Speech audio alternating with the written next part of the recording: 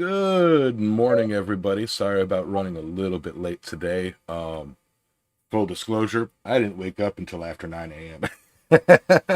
I was tired. Which camera am I at? Good, okay. Yeah, good morning, good morning, good morning. Happy Sunday. This is the Sunday morning gathering with the Impractical Blacksmiths.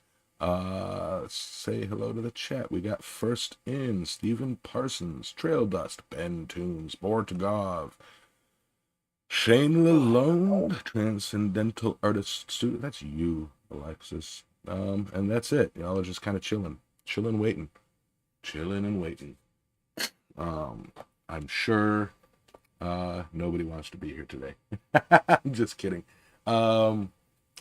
So yeah, happy spooky season. It continues as you can. Show's canceled. Yep, only 5 people. We're done. I'm gonna go back to sleep. What's up, everybody? Let me see. Yeah. So I missed Robert. Did I? Missed somebody? Did I read it too fast? Robert, Hey, Jack Pines. what? I did miss Robert. I scrolled down too fast. That's what it was. Okay. Yes, Jack Pines and Robert Lonis. Hello. Hello. But yeah, good morning. Happy Sunday. We got some, fun, spooky stuff to talk about today. And researching it was kind of annoying, but I'll go into that. Yeah, so how was your week? Alexis, how was your week? Yeah, it was productive, I guess. I've been off all week because appointments and stuff, and come to find out that was completely unnecessary. And been in the shop all week. Got my air hammer or my air assist treadle hammer all put together and built and tuned in to work with the treadle pedal. It works real good, stomping on the pedal. The air assist does not work as well because my compressor is not big enough. It tops out at 100 psi, and that's just not enough to. I mean, it'll make the dies smack together, but I think you'd be hard pressed to break a finger in between them. Yeah, not the oomph I'm you're looking being, for. obviously I'm exaggerating. Yeah, I'm obviously exaggerating. It would probably break a finger, but I mean, I did try to forge some ground rod with the air assist, and it was the fullering dies were barely putting dents in it, and I was like, okay, that's not going to work.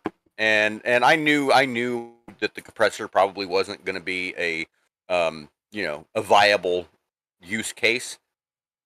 And so, I mean, I was already aware of that, and I've been looking at air compressors, and sometime in the next couple months, I'm going to pick up a new one from Harbor Freight and get me one that's good for about 175 psi. And then I will do the tuning as far as like getting the air assist where it needs to, getting everything adjusted so the air assist works as good as it can. And I do have a valve that I'm going to install in it to it. I may be able to.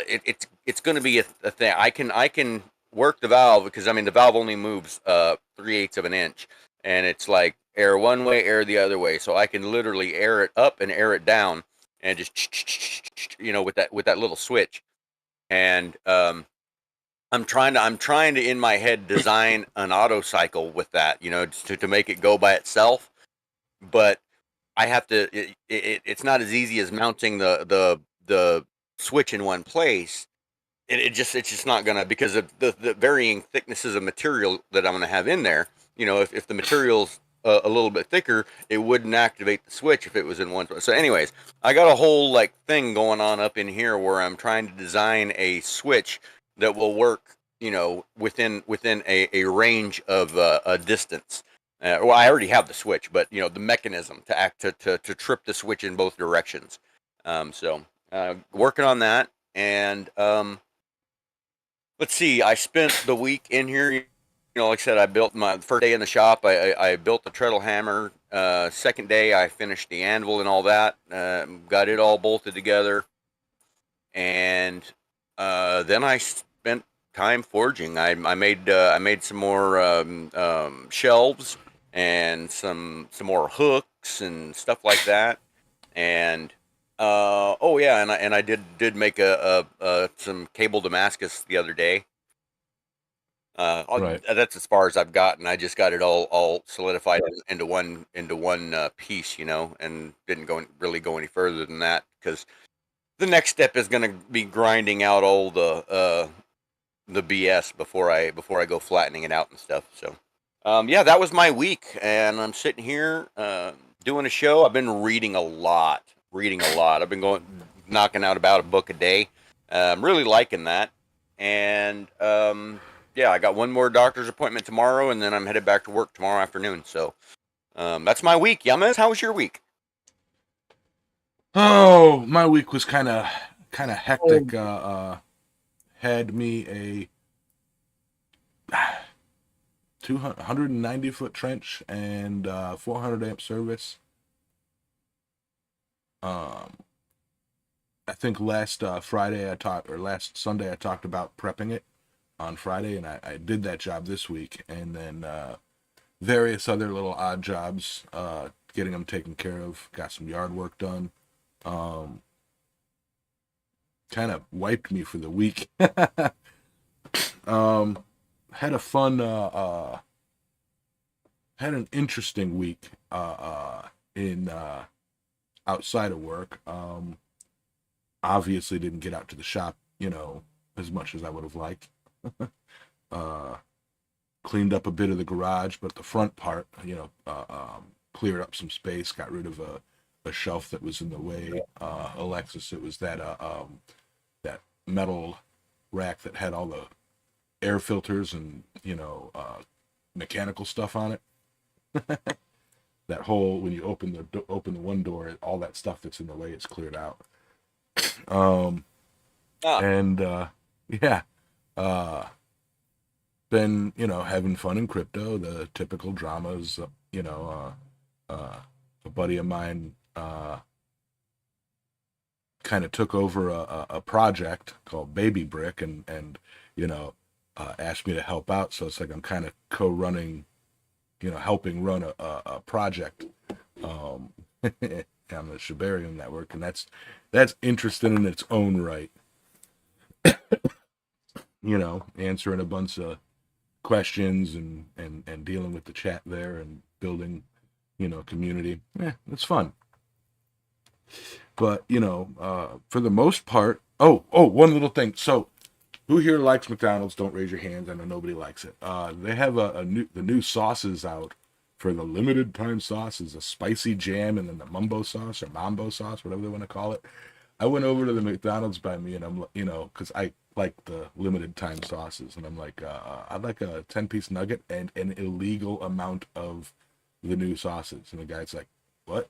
And I go, well, grab a handful of each, put them in the bag, grab another handful of each, put them in the bag, and then if you feel like you're breaking the rules, grab another handful and put it in the bag. And then if you feel like you're doing something illegal, grab two more handfuls and put them in the bag. And he goes, I got you. And he only gave me 10 of each, so it's like, okay, I'll have to go in there and do it another couple times. you know, I'm not getting caught with my pants down after that whole Szechuan sauce situation. After that Rick and Morty episode aired, and people were selling one sauce of Szechuan sauce for what, like $10,000? Yeah, I ain't getting caught with my pants down. I'm collecting this crap. you know. Um, what's up, Mr. Whitney? Uh, but yeah, so oh, Ben Toombs. There you go. What gauge wire do you need for 400 amp? Um, I offhand, I'm not sure. It's. I think it's in the 250 MCM, but that might be 600 amp. Offhand, I'm not sure. I just know that the power company engineer looked at the wire that was there, which was 1/0, and goes, "Yeah, that'll be enough." So it's like, we actually had to change the lugs because they were for 250 MCM, and putting one aught in, which is rated for 155, 160 amps. Um, and just the wire literally wouldn't fit in the lugs, tightened all the way down. You can go, so we had to change the lugs. Uh, and but the trouble is it comes, whoever built the house or did the house, they like repaved the driveway or added to the driveway, and basically in order to change that wire, they'd have to literally tear up this person's entire driveway. And it's like the engineer weighed the pros and cons, and it's like, yeah, no, we're not changing that wire unless we absolutely have to. Because I mean, it was an upgrade to a 400 amp panel or 400 amp service because he was adding a shed in the back, and the panel was already maxed out. So it was like, all right, like what is he going to have out there? Maybe an air compressor, maybe a couple of outlets and lights. It's not like he's going to be drawing that much more power. So, excuse me. It's one of those like, run it till it breaks and then fix it later. One-aught is not huge. One-aught is about that big, if that. I was looking at that and I'm like, mm-hmm. But Dominion follows different codes than us, so let them deal with that. But yeah, so what was that? No, I thought somebody said something. No. All right. Nope. Just you. Yeah, so with that, our topic of the week is torture devices. And, okay, in researching this, in pulling up, I mean, back in, grade school, I actually did a report on torture devices and kind of went over the different types, how they were used, and all that. But, like, one thing I've never really been able to find, and even today, in my bit of research on it, it's like one thing I'd like to find out is what determined who got what torture, and it's like, was there a, I did find out that, like, because of the high crime of the times, and kings and like city leaders and whatnot, kings, or because torture devices go back to freaking Rome and Greek and all that stuff, and even further, I'm sure. It's like it's like kings in medieval times had like their crime in their city was a point of pride, like, oh, we punish our criminals here, and is there a parallel? Anyway, so it's like any crime could be put to torture, and it's like they would look for criminals. Oh, that's a crime. That's a crime. That's a crime. Yeah, Ben, does this count? You log off. Hey, Mr. Pecca. But and before we get into the main topic I want to discuss is, and I've got some pictures to pull up too. Main topic I want to discuss is the forging and the creation and the actual metal work that goes into some of these things. But just just that little bit of what's it called, background or discussion on them in general. They I think the idea of the torture, like you display these torture devices, like the Iron Maiden. You always hear the Iron Maiden was never actually used as a torture device. Was it built? We're pretty sure it was. But like the kind of thing that you put in the corner to scare people, that you display to scare people, like you make these things look horrifying and just, fear-inducing as possible, so that it's more of a deterrent. Were they used, the Iron Maidens? apparently not, but I'm sure somebody tried. But like, what was it you said, Alexis, about like how it's impractical as hell? Well, yeah, the impracticality of the Iron Maiden is all in its design. Is it would each one or for each instance you would have to build one specifically for the person going in it, because the idea behind the Iron Maiden is you're inside it with all those metal spikes and you can't move because they're up against you. They're just barely touching you, and you have to stay motionless. And that's the hard part. I mean, standing still for a long period of time is really difficult. And so people aren't all the same size. They come in different heights and different thicknesses and different widths. And so in any, I mean, if you built it for like somebody my size and then you tried to put Yamez in it, he's going to be dead in 10 minutes. You know what I mean? And so the Iron Maiden would have to be built for each person. And that's fairly impractical. So if it wasn't, if it wasn't something that was created later in time to be like, oh, look what they did back then. Look how barbaric they were. If it actually did exist in medieval times, it would have been something like a display piece. To be like, look, we're gonna go here, and if you don't tell us what we need to know, you're going in there. And and like I said,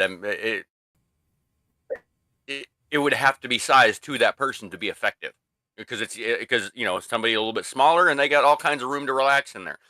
Somebody bigger and they're going to die. And Right. it's really an impractical way to execute someone as well, because I mean there's no what do you call it? There's no display in it, Yeah. because Yeah. Exactly. executions were a thing of to discourage people and show them, if you do this, this is what happens. And inside an Iron Maiden, there's no display. I mean, other than the blood running out the bottom of it if you're executing somebody. And yeah, there's nothing horrific about that. I mean, not as much as there could be. Like if you're putting somebody on the rack until they come apart, or something like that, where people Yeah. are getting detritus flung on them from flying body parts, and they're like, oh, It's like, yay! I got a eyeball, foot. I got a or foot. whatever. You know. Yeah. It's Yeah. spectacle. So see, Spectacle is a big that's why, thing. in my opinion, the Iron Maiden was an invention of later times, I think. Yeah. Um. And yeah, that brings up the point of the psychological aspect of these things. It's like they were all, you know, don't do this, or this is what we're gonna do. Were they use things like the rack, things like the breaking wheel, things like all of those, famous torture devices that everybody talks about. Anytime you type in torture devices, you get lists upon lists of the top 25 worst torture devices, most gruesome torture, blah blah blah blah blah blah blah. The worst torture is what you do in your own mind. Like the most effective torture device is the torturer himself getting you all worked up about what he's gonna do, you know. Um, but yeah, like you know, um, let me see. You're sitting there, you're strapped to a chair, and it's hot, and they've been sticking you with pokers and pinching you with pliers and blah blah blah blah blah. And they go, if you don't talk or whatever, I'm gonna go grab a hamster, and I'm gonna make you talk. And the hamster will get you to talk. And they go, and in the person's mind, like, well, what are they gonna do with a hamster? Oh my God, no, no, no, no! It's like it's all up here. Anyway, that being said, And then go ahead. You go ahead, and then to say that there's also I mean, like there's the psychological aspect attributed to things that may or may not have been true, like the pair of anguish. Uh, um, it's high. There's no documented evidence whatsoever of that ever being used as a torture device. It's more likely somebody came across one later in later times and went, huh, I wonder where they stuck this. right, it could have In been a all medical actuality, it device. was probably a fruit juice extractor. Well, no, it was they believe it was actually a fruit juice extractor. And then somebody, later, 100 years later, after they there was a more efficient method or whatever, and found one laying around, and went, I wonder if you stuck this in somebody's, and then, oh God, that must be what this is for. You know what I mean? And that's how that whole rumor came about. Is later on in life, somebody's like,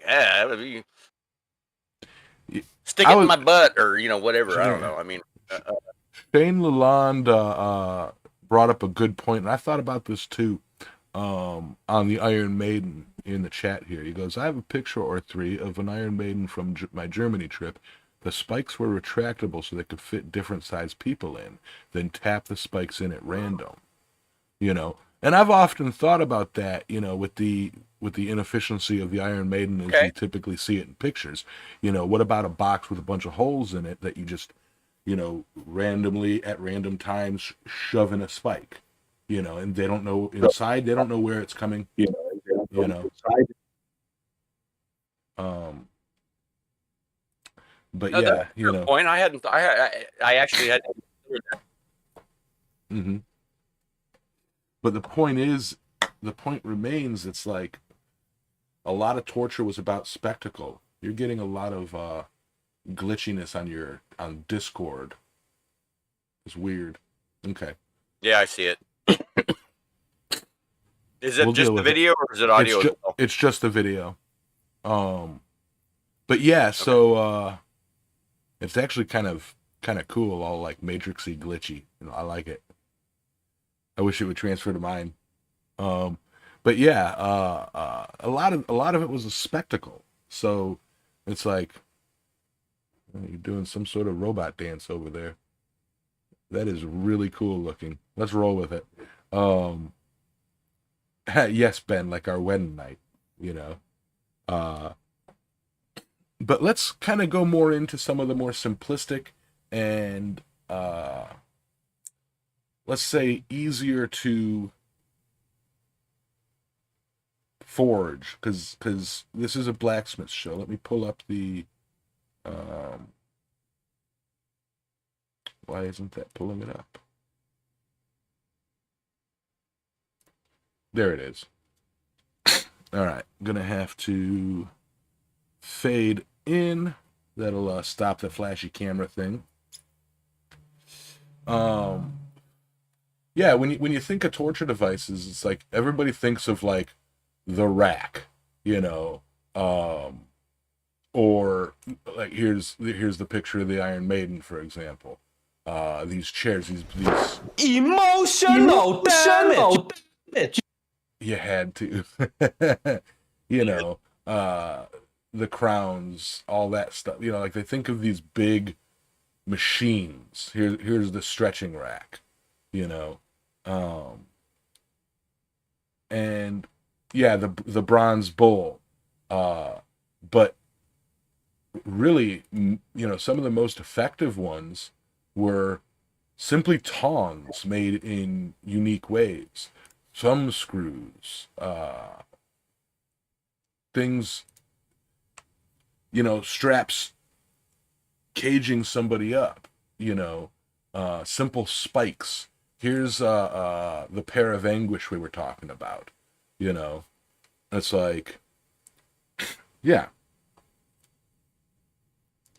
So, talking about these, there was another pair of tongs here that I seen. Yeah, imagine being strapped to a chair and a guy wielding this, like pinching and gripping parts of your body. The heretic's fork, something simple, very, very simple, yet holy cow. Simple cages. Not.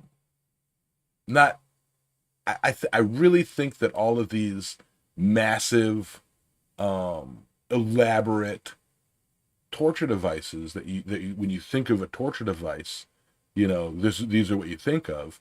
It's like, I really think the majority of them were spectacle, because you got to think practicality here. If you could inflict pain and punish people simply with tongue tongs. You know, it's like, why would this back then would have been a lot cheaper, a lot more efficient to build than, like this, like, oh man, but also a lot easier to build because, I mean, not everybody had like engineers at their disposal, Well, but also, I mean, like you've got the torture as punishment, and then you've got the tortured to death, Yes. and on the tortured to death part, the idea is to make it as painful as possible for as long as possible. So And you don't as want to much just of a like, spectacle. yeah, exactly. So I mean, like if you can have somebody up there on the rack, whatever, for 6 hours screaming, well, 6 hours, maybe that's a bit much, but for hours on end screaming, it's way more effective in deterring further crime than, if he's dead in 30 seconds, what do you call it in France, where they'd get you with a guillotine, it's like, you're executed just like that. Yeah. It was maybe more effective to be tortured. I mean, more effective in as far as like as a deterrent, maybe. Right. Right. Exactly. Whereas, simple punishment, okay, so you get caught stealing. Maybe they crush your arms and knees, or mess up your hands, and that's your punishment. Or toss you in. Well, the big common one. I mean, this, stocks. Public square, where you basically get strapped in a square, in a public square, and humiliated. That possibly used. Hillary was fairly common. Yeah, yeah. I mean, there's a lot of documentation on that, but something like this, and I think there's a better image of that somewhere. Designed to be, strapped over you and, basically like crush your head, or cut into your skull. It's like that's a torture to execution device, not a punishment device, you know. So you really gotta think about that. But like, all right, I know that a while back, I think it was last year, the monthly the monthly challenge Facebook group, the monthly blacksmithing challenge, they did the Heretics fork, and it's like they wanted to do for spooky season, they wanted to do a torture device as a challenge, and it's like, man, you got all these tongs. You could take a pair of tongs and make them these horrifying. Where's that other good examples?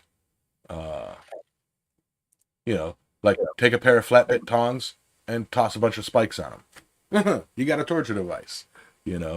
Hell, some of these make me think that they just literally went to the blacksmith and said, "Let me borrow a pair of tongs." It's like they're so simple, but can be used as punishment or to inflict pain for confessions, as in the Inquisition.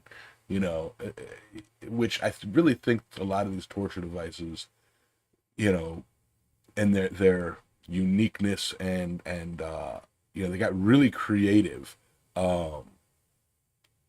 during the Inquisition, where it's like you had a lot of cruel people coming up with cruel ways to put fear into people, to confess, blasphemy and stuff like that.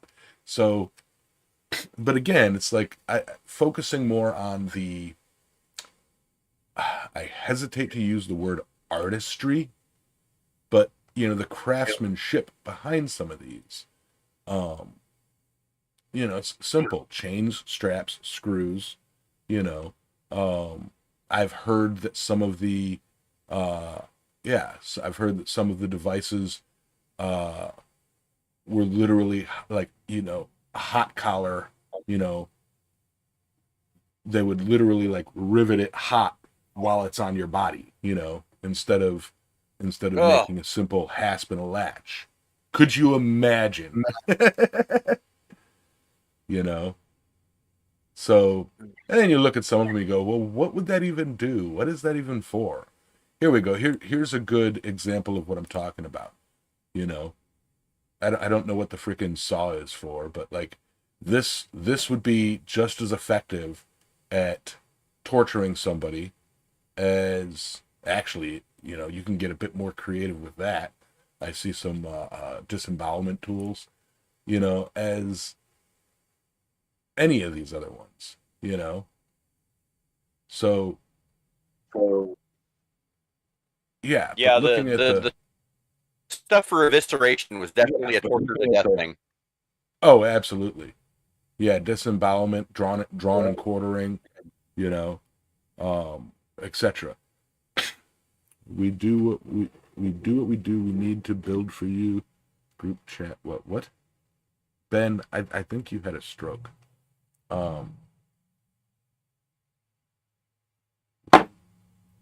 But yeah, just looking at some of these, just I'm gonna switch back to like, okay, here's a good pair of tongs. This really looks like something that a blacksmith would use to move like big chunks of charcoal around in the shop, and some torture guy browsing for new tools goes, oh, I bet I could use that. I really get the feeling that that's what a lot of this came from.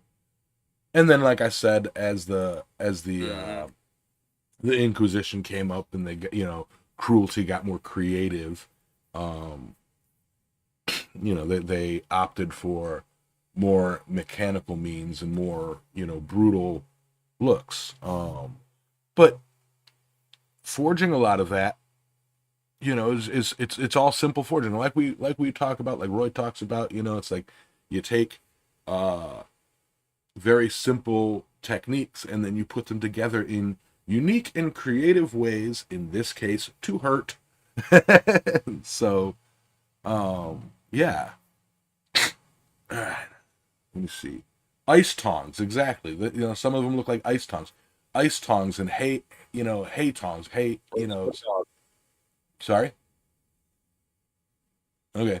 Or log dogs. Log dogs, all look like can be used as torture devices. Yeah, nobody expects the Spanish Inquisition. Our chief weapons are fear and surprise.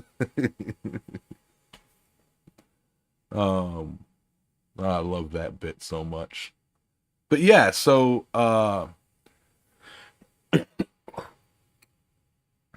almost want to say, it's like I challenge you guys for the end of October to make a torture device. But I don't want to get anybody in trouble, yeah. Let me see. I'm trying to read into the chat. Yeah, not a lot of people want to talk about torture. Everybody's getting really ew, ooh, oh. I guess y'all don't like torture. I mean, maybe we should have had Bob from B&B Forge on the show today about this. We know. What the hell? But yeah, that timing was perfect. Yeah, so I mean, I know that Adam, our other co-host from Down Under, probably has a whole bunch to say about it. And he'll probably want to go into the history of some of this stuff next week. So I do want to save some of the history of it for then. Let me see. How about restraints? What about restraints? Yes, there was one that I saw, and I was glancing for the picture, and it was such a simple device. It was a plate with two metal straps, that come together in the middle and are riveted together, and basically it's like you get in there, or they put somebody in there in like a fetal positions, on their knees and elbows up, and their wrists are chained up next to their head, and they're strapped down to the ground and are immobilized in a very uncomfortable position. Toss somebody in that for a week, and you think they're gonna freaking commit any crimes? Probably. Like, oh, when I get out of here, I'm gonna steal so much bread. you know. Um, but let me see. You're on our list now, Kevin. But yeah, You're on the list. Shackles, chains, like we mentioned, the stocks. Various humiliation and pain is the most common punishments. And like I said, we need our historian to go into some accurate details. And he'll probably go, oh yeah, he's going to go on a rant about the Iron Maiden, and I'm going to say everything he says about it. He's it's like, no, the Iron Maiden was used effectively and all the time, and he's not here yet, so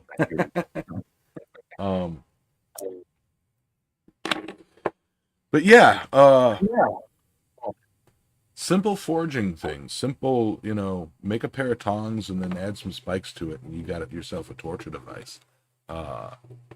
And you know what? If you guys do some Halloween decorations, something like that, like we're in a unique position as blacksmiths to be able to make some like scary stuff, to hang on our walls or to put in our front stoops. Like, build yourself one of the crow's cages, or what are they called? The crossroads cages, where they put you up in there and leave you there to die. Yeah. I don't know what you call it. I can't remember what it's called either, but make one of those, hang it in the front yard for Halloween. Put a bird cage. Bird cage, yeah. Put a fake skeleton in there, or one of your kids. Yep.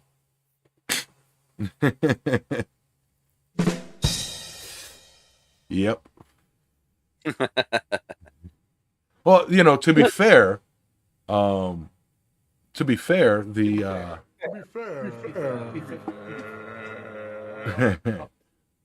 growing up, it's like we did that for Halloween. We didn't make our own stuff. Well, we did some of it, but there were 6 of us kids, and my mom was all about Halloween. And I'm talking we go to the thrift store and pick up like old baby dolls, and she'd be like, oh, this is perfect. And we're like, it's a baby doll. And she'd like rip its arm off, dip the end of it in fake blood, and like have it like eating its own arm, and then set it on the porch. And like, yeah, that's perfect. It's like, oh, okay.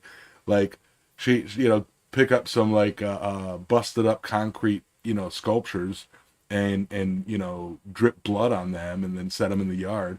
Dog cages, and then she'd be like, all right, get in there, and she'd like drape, like, she'd take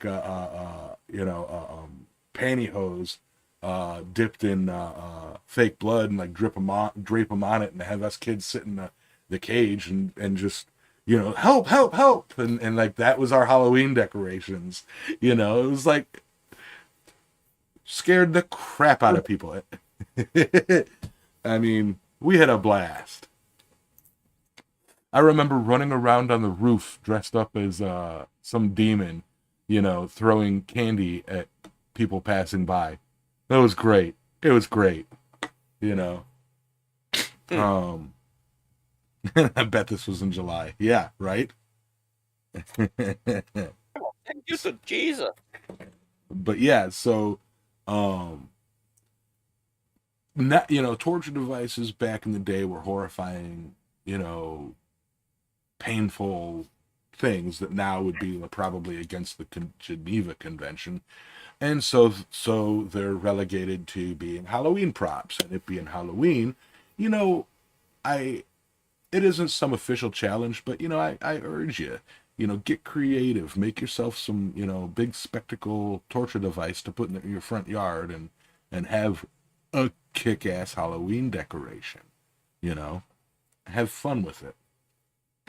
Share pictures on Instagram. Be like, I made this to torture the fake skeletons, but put fake in quotations, and see how many people, blow you up there.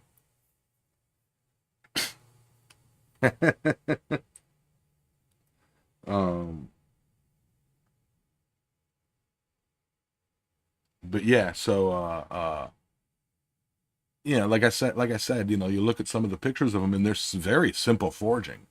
Straps, hinges, chains, spikes, and added to spikes, added to straps, spikes added to tongs, chains added to this. It's all very simple stuff. I mean, if you can't forge a chain, do you even blacksmith? Oh, shots fired. But yeah, so let me see. Geneva Convention is more about rules for warfare, though. Yes, but isn't capturing prisoners of war and torturing them against the Geneva Convention? Or am I thinking of a different convention? Like, wasn't that one of those whole things with some of the stuff that happened at Guantanamo Bay? Just for example.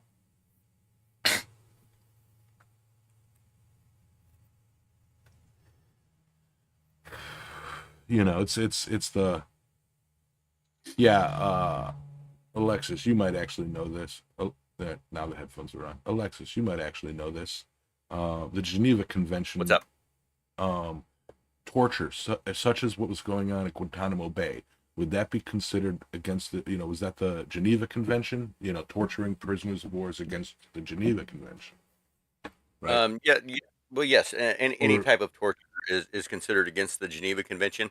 But I believe the types of torture are listed, and so, like, it's like, well, it doesn't explicitly say you can't waterboard somebody. It's not really torture. It's just because they're not actually hurting you.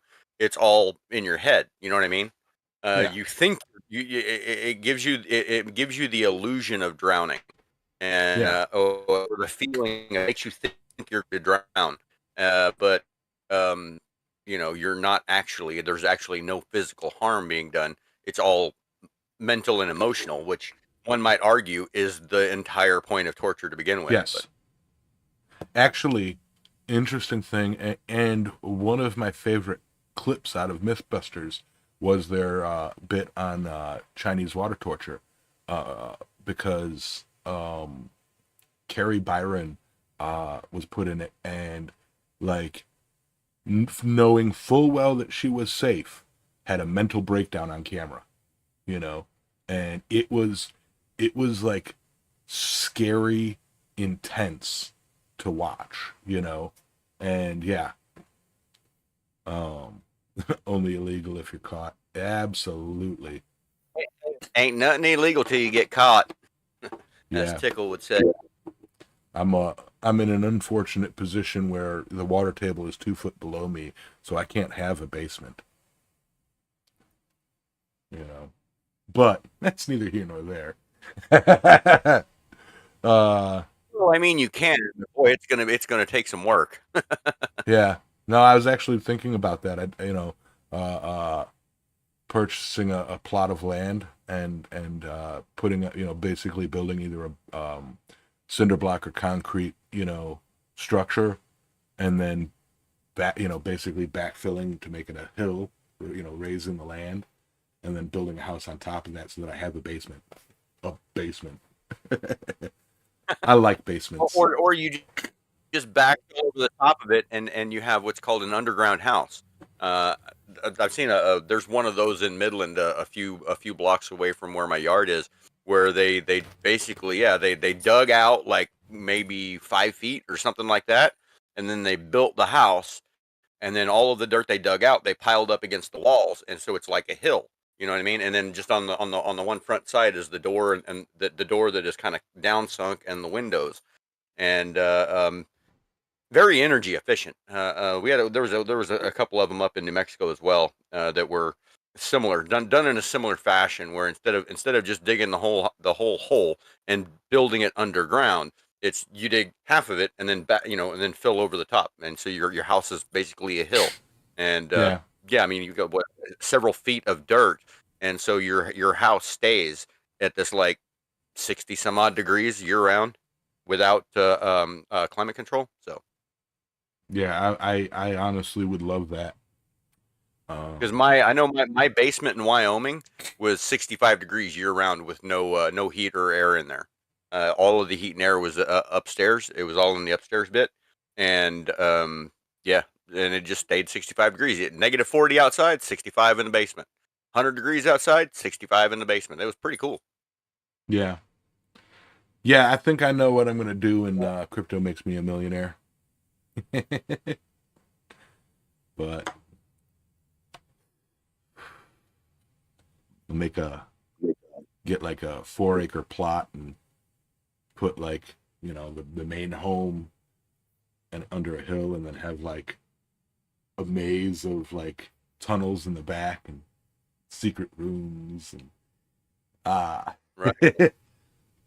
Anyway, so with that, man, without going into the history of it and some of the more, specifics that I know Adam would probably just gush over. Right. Yeah. Which I really do want to save because, I know Adam likes torturing people. Yeah, that accent is torture enough, right? Oh my gosh. We can't tease him, he's not here. Um Stephen Parsons. It's not a war crime if it's the first time. There you go. Yeah, that's the attitude. So with that, I guess we can kind of move on to our final thoughts. It's a short episode today, but we started late and we're pushing into got about 10 minutes, and I want to leave some time for you guys to get some, bathroom breaks before Jack Pine goes on live. Speaking of Jack Pines, I saw the pictures of that you posted. I hope everything's okay. I hope everything is. Apparently, some trees came down. Some big trees came down by him, and took out some stuff. I believe he's still here, but yeah, He may be setting up by now. yeah, he may be. That's what I was going to kind of ask, is if he's still going to be going on with all that going around. But another note. Speaking of going on, tonight is my annual tradition family movie night for Halloween. We're watching Rocky Horror. We're doing a double feature, Rocky Horror, and then a movie yet to be decided. Probably one of the Addams families. I don't know. We always pick some movies and sit around and eat nachos and drink beer and have fun. And that starts at 6, so I'm not going to be going live tonight. I'll be taking that slot. So Yes, that's what I was gonna. And do you have something fun planned? yeah, I think I'm gonna make another shelf. And I don't know. We'll kind of go from there. It's a fairly easy project, and yeah, I'd like to kind of show that one off. So A torture yeah, device? no, Like no, a, no, a no. torture shelf? Yeah, like the shelf, the makeup shelf that I made for my room in Midland. So It's not going to be a shelf to hold torture devices. no, no, no. It probably wouldn't be that strong.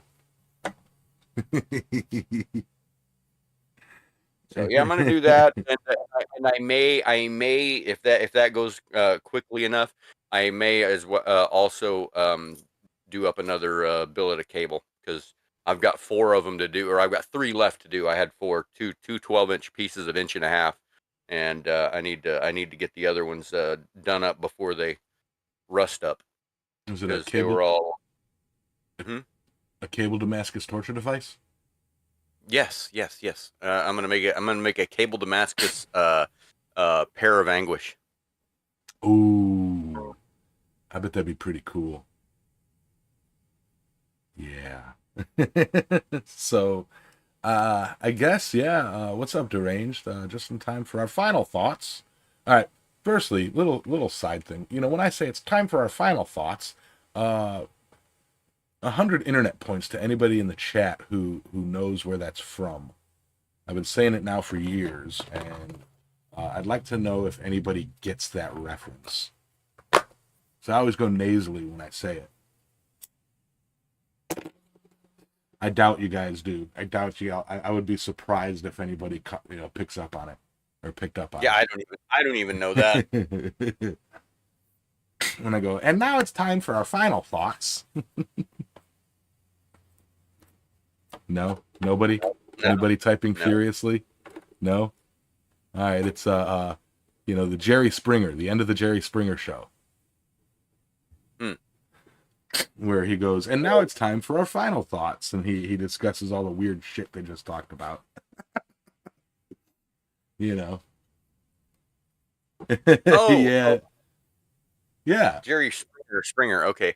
For some reason, I was thinking Jerry Seinfeld, and I was like, I don't remember that. Yeah. Okay. Springer. Yeah. Yeah. So. Now I remember it. Exactly. So yeah. Now it's time for our final thoughts. All right, I'll go. Yeah, my final thoughts are, yeah, that's it. I mean, catch me tonight when I go live. The audio is going to be horrible because I still don't have a lapel mic, and the only mic that's going to work is either going to be this one or the microphone on my camera, which sucks. So my audio is going to be horrible. So for the first part of the show, I'm probably not going to be doing a lot of talking.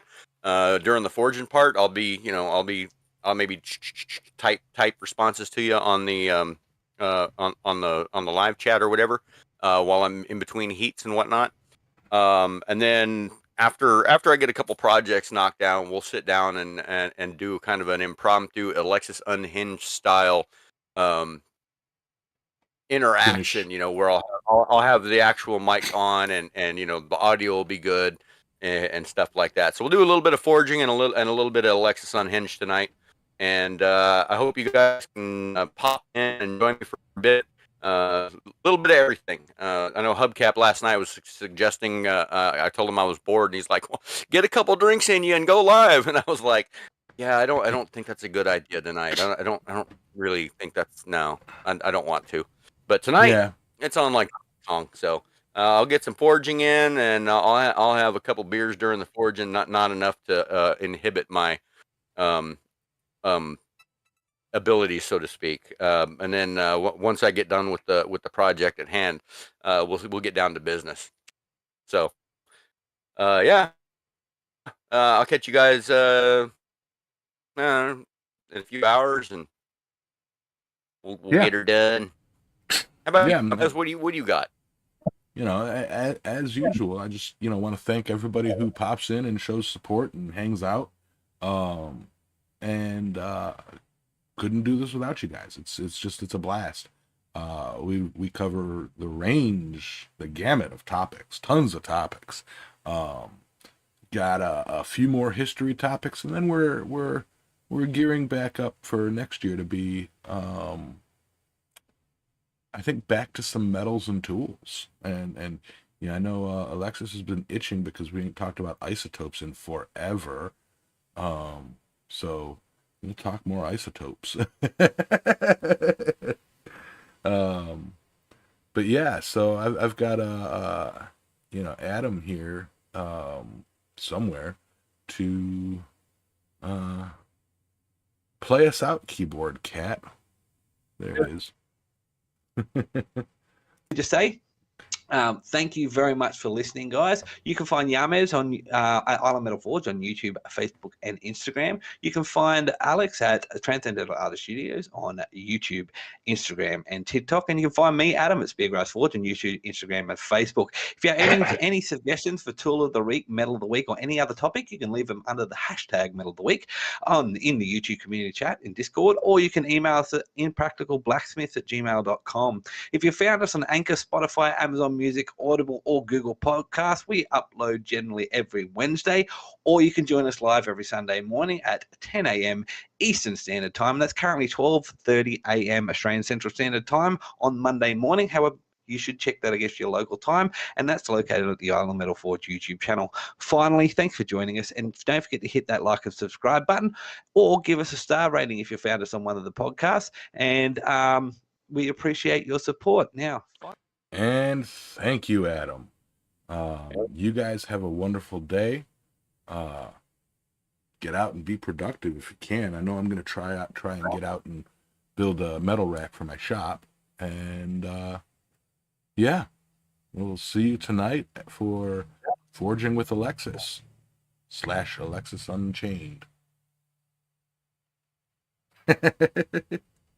Y'all have a good one. Catch you next time.